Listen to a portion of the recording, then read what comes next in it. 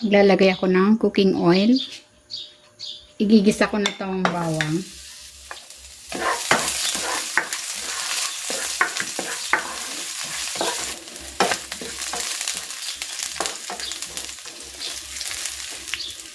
Igigisa ko na rin dito itong sibuyas.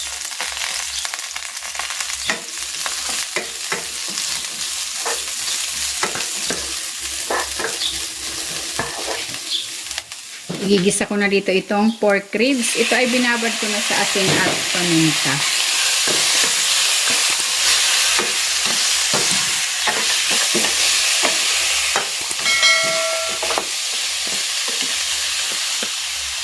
Ilalagay uli ako ng asin,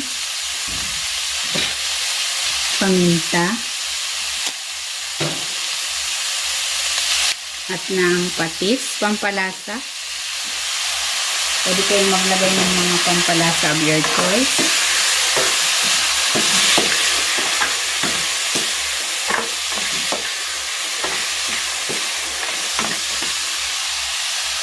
Maglalagay na ako dito ng tubig.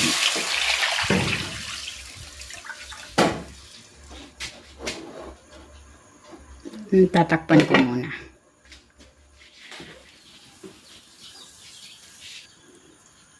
Ayan, malambot na yung pork.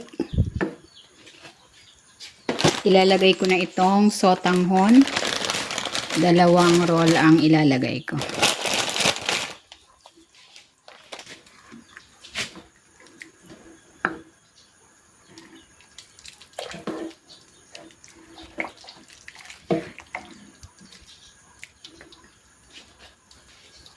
Ilalagay ko na yung carrots. Yan.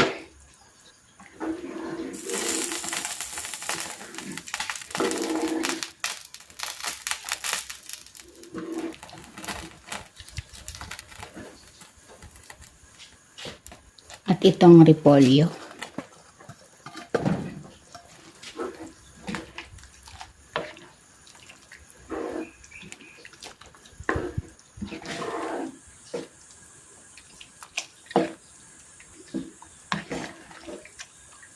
Maglalagay na ako ng spring onion.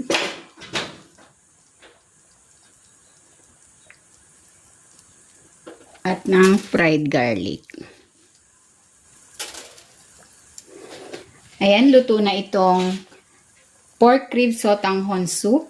Hahanguin ko na ito.